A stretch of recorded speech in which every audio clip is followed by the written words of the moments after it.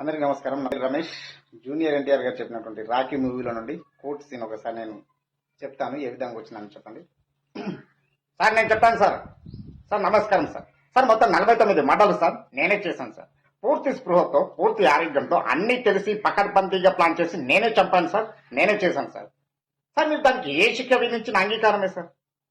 కానీ శిక్ష విధించే ముందు ఒక 2 నిమిషాలు మాట్లాడే అవకాశం దొరుకుతుందా సార్? 2 నిమిషాలు సార్. సార్ ఒక 50 మందిని చంపేయగానే మీడియా, ప్రభుత్వం, ప్రజలు అదేదో పెద్ద అణుబాంబు పడ్డట్టు అల్లకొల్లోలం అయిపోయారే. మనకు జీవితాలను ఇచ్చి మన రక్తం పంచుకొని మన జీవితాల్లో సగ భాగాలైనటువంటి ఆడవాళ్ళ మీద ఎన్ని ఎన్ని ఎన్ని ఎన్ని దారుణాలు సార్ నీచాతి నీచంగా, క్రూరాతి క్రూరంగా జరుగుతున్నాయి. ఒక్కడైనా సార్ పట్టించుకున్నాడా? ప్రశ్నించాడా? పోనీ నిలదీశాడా? పోనీ 50 ప్రయత్నమైన చేశాడా? అసలేం జరుగుతుంది మన దేశంలో? మన అమ్మలు, మన అక్కలు, మన కూతుళ్ళు, మన చెల్లెలు బయటకు వెళ్తే తిరిగి వచ్చేంత వరకు ఎందుకు సార్ భయంగా ఉంటున్నాం? బిక్కుమంటూ ఎందుకుంటున్నాం? అరే వాళ్ళేమైనా అడవుల మధ్య లేదా ఎడారిలో లేదంటే బాంబుల మధ్య వెళ్తున్నారా? మనలాంటి మనుషుల మధ్యకే కదా సార్ వాళ్ళు వెళ్ళేది.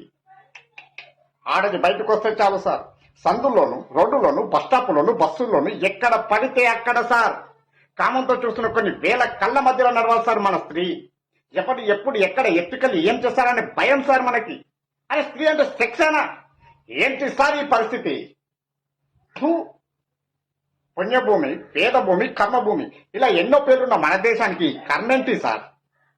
మాతృదేవో భవ అన్న మొదటి నమస్కారం స్త్రీకి పెట్టాలన్న మన భారతీయ సంస్కృతి ప్రపంచానికి చాలా నేర్పించింది సార్. కానీ మనకే ఏం నేర్పించలేకపోయింది. ఇదే దేశంలో రావణాసురుడు అనే ఒక సెక్షన్ ఫార్వర్డ్ ని సీతమ్మ తల్లిని ఎత్తుకెళ్లడాన్ని వాణ్ణి సైన్యాన్ని కోతులతో వెళ్లి సర్వనాశనం చేసిన రామాయణాన్ని చూసి మనం ఏం నేర్చుకున్నాం సార్?